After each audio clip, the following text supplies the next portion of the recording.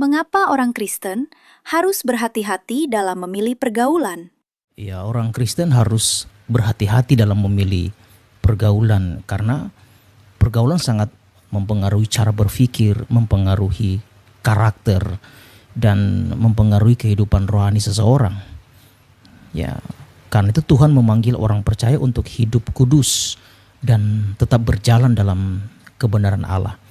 Ya, 1 Korintus pasal 15 ayat 33 dikatakan, janganlah kamu sesat, pergaulan yang buruk merusak kebiasaan yang baik. Artinya lingkungan dan teman dekat dapat membawa pengaruh baik maupun buruk.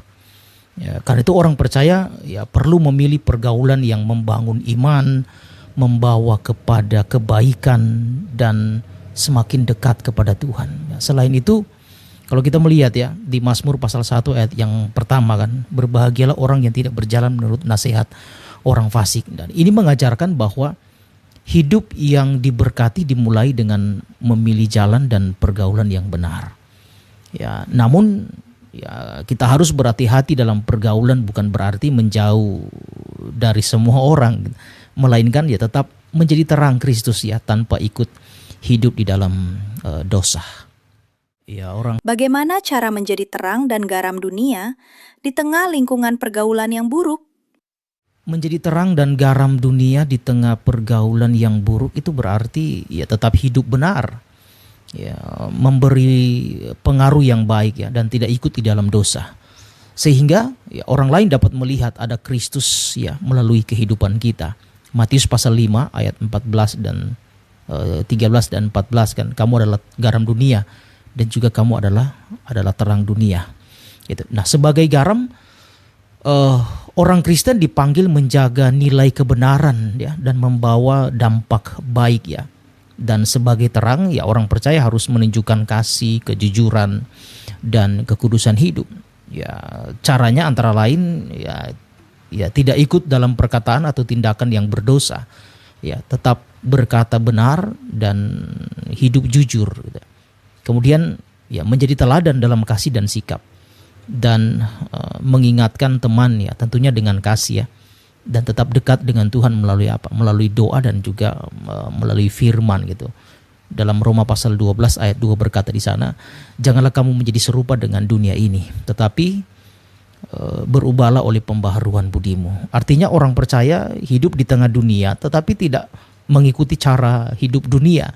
Ya, tentunya yang bertentangan dengan kehendak Tuhan. Apa batasan pergaulan pria dan wanita menurut iman Kristen? Batasan pergaulan pria dan wanita ya menurut iman Kristen ya itu adalah bagaimana menjaga kekudusan, menghormati tubuh ya dan membangun hubungan yang sesuai dengan kehendak Tuhan, dan bukan berdasarkan kepada hawa nafsu ya. 1 Tesalonika pasal 4 ayat yang ketiga kan, jauhkanlah dirimu dari percabulan. Ya, bahkan dalam Amsal pasal 4 ayat yang ke-23, jagalah hatimu dengan segala kewaspadaan ya, karena dari situlah terpancar kehidupan. Artinya pria dan wanita ya boleh berteman dalam konteks berpacaran, ya dalam konteks bertunangan ya sebelum menikah ya bekerja sama ya, tetapi saling menghormati ya dan saling memiliki batas yang sehat ya, seperti ya tidak melakukan tindakan yang menimbulkan dosa seksual gitu ya. Ya, menjaga perkataan, sikap dan sentuhan ya tentunya menghindari ya, godaan dan situasi yang tidak baik ya. Kalau situasi akan membawa kepada dosa, ya lebih baik cepat untuk menghindar ya. Kemudian menjalin hubungan dengan hormat dan tanggung jawab. Dan ya lelaki belum bisa pegang sana pegang sini, dan wanita pun jangan mau untuk dipegang-pegang gitu ya. Dan yang paling penting adalah menempatkan Kristus sebagai pusat dari hubungan itu sendiri. Karena ya tujuan pergaulan Kristen kan bukan hanya mencari kesenangan gitu, tetapi memilih membangun ya dalam kasih dan kekudusan. Mengapa berkata kasar, gosip, dan fitnah tidak sesuai dengan kehidupan orang percaya? Berkata kasar ya, gosip dan fitnah ya tidak sesuai dengan kehidupan orang percaya ya, karena hal-hal itu tentunya melukai sesama ya, merusak hubungan dan tidak mencerminkan kasih Kristus. Karena ya Tuhan memanggil orang percaya untuk memakai perkataan dan membangun setiap orang ya, dan juga ya membawa damai. Ya, Efesus pasal 4 ayat yang ke-29 ya, janganlah ada perkataan kotor keluar dari mulutmu ya, tetapi pakailah perkataan yang baik untuk membangun. Ya, di mana perlu supaya mereka mendengarnya dan beroleh kasih karunia. Amsal 21 ayat 23 juga berkata, siapa menjaga mulut dan lidahnya, dia menjaga diri dari kesukaran. Nah, bicara mengenai gosip dan fitnah juga ya dilarang karena dapat menghancurkan nama baik orang lain ya, dan menimbulkan perpecahan. Yakobus pasal 4 ayat 11 dikatakan di sana, ya janganlah kamu saling memfitnah gitu. Karena itu orang Kristen dipanggil untuk berkata dengan kasih, berkata dengan jujur, sopan, dan ya membangun sesama.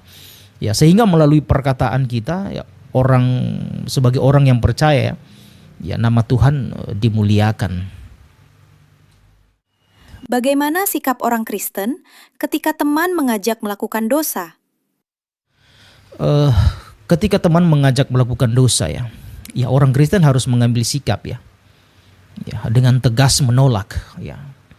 Tetapi terus percaya ya dan tetap setia kepada Tuhan ya, dan tidak ikut dalam perbuatan yang bertentangan tentunya dengan firman Tuhan.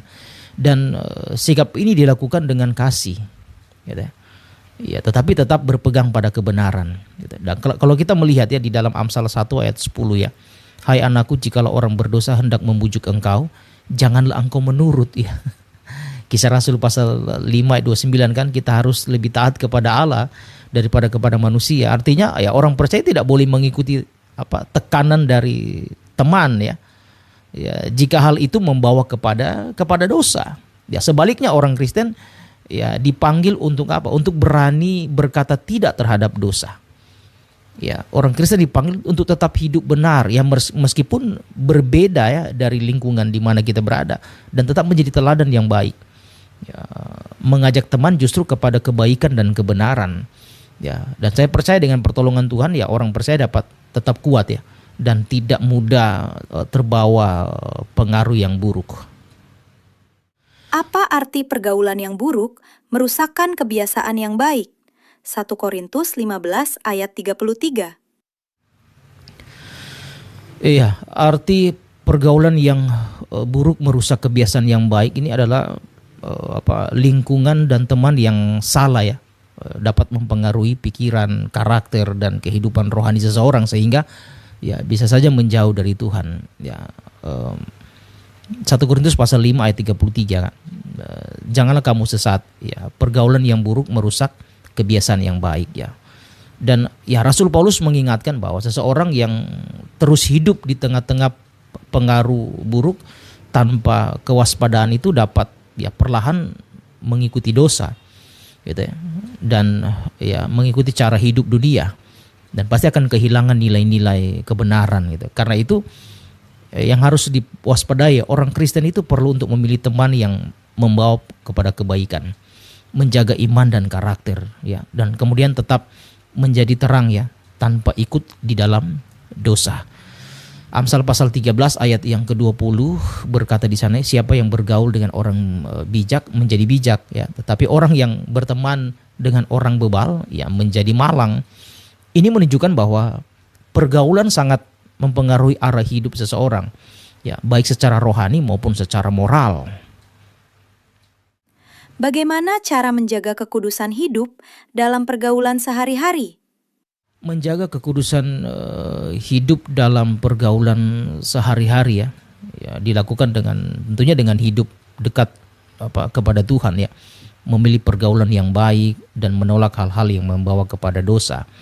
1 Petrus pasal 1 ayat yang ke-15 ya, tetapi hendaklah kamu menjadi kudus di dalam seluruh hidupmu ya, sama seperti Dia yang kudus, sama seperti Allah juga kudus ya, yang telah memanggil kamu. Ya, artinya orang percaya itu dipanggil untuk hidup benar ya, dalam perkataan, dalam sikap, dalam tindakan. Dan kalau kita melihat istilah kudus di sini kan itu dipisahkan ya, artinya memisahkan diri dari tindakan dan perbuatan dunia. Ya, cara menjaganya ya sebagai orang Kristen, orang percaya ya tetap rajin dalam membaca firman dan berdoa ya supaya Tuhan memberi kekuatan gitu ya. Memilih teman yang membangun iman ya, menjauh perkataan dan tindakan yang tidak benar, kemudian menjaga pikiran, hati, dan terutama menjaga tubuh ya. Kemudian berani berkata tidak terhadap dosa dan juga godaan ya. Karena itu di dalam menjaga pasal 4 ayat yang ke-23, jagalah hatimu dengan segala kewaspadaan ya, karena dari situlah terpancar kehidupan ya. Dengan pertolongan Roh Kudus ya, orang percaya dapat hidup kudus dan menjadi teladan yang baik di tengah-tengah pergaulan sehari-hari. Mengapa orang Kristen harus menghormati dan mengasihi sesama dalam pergaulan? Orang Kristen harus menghormati dan mengasihi sesama dalam pergaulan ya, karena setiap manusia diciptakan menurut gambar Allah ya, dan kasih adalah tanda kehidupan orang percaya. Matius 22 ayat yang ke-39, kasihilah sesama manusia seperti dirimu sendiri. Ya, mengasihi sesama berarti ya memperlakukan orang lain dengan hormat, dengan kasih, dengan kesabaran, dan tidak menyakiti melalui perkataan maupun melalui tindakan. Roma pasal 12 ayat 10 kan, hendaklah kamu saling mengasihi sebagai saudara dan saling mendahului dalam memberi hormat. Gitu. Nah, di dalam pergaulan ya, orang Kristen dipanggil tentunya menjadi pembawa damai ya, peacemaker gitu, dan menunjukkan kasih Kristus ya, dan terus membangun hubungan yang baik dengan semua orang ya. Karena ya dengan demikian melalui sikap hidup orang percaya ya kembali nama Tuhan dipermuliakan. Bagaimana menggunakan media sosial dengan etika Kristen? Ya, menggunakan media sosial dengan etika Kristen berarti ya kita memakai teknologi untuk hal yang benar ya. Ya, untuk membangun dan memuliakan Tuhan. Ya, bukan untuk menyebarkan kebencian ya, menyebarkan hoax, fitnah atau hal yang membuat kita berdosa gitu. Ya, Efesus pasal 4 ayat 29 dikatakan janganlah ada perkataan kotor keluar dari mulutmu, tetapi ya pakailah perkataan yang baik untuk membangun.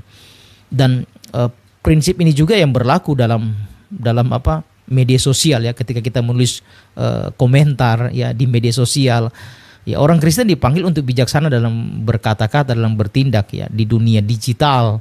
Sekarang kan perkembangan digital yang begitu pesat ya kemajuannya ya. AI ya, dengan media sosial yang begitu banyak ya. Cara menggunakan media sosial dengan etika Kristen ya membagikan hal yang benar dan membangun ya, tidak menyebarkan hoax gitu ya, gosip atau ujaran kebencian. Ya, tetap menjaga kesopanan dalam komentar ya, dalam percakapan, diskusi gitu ya.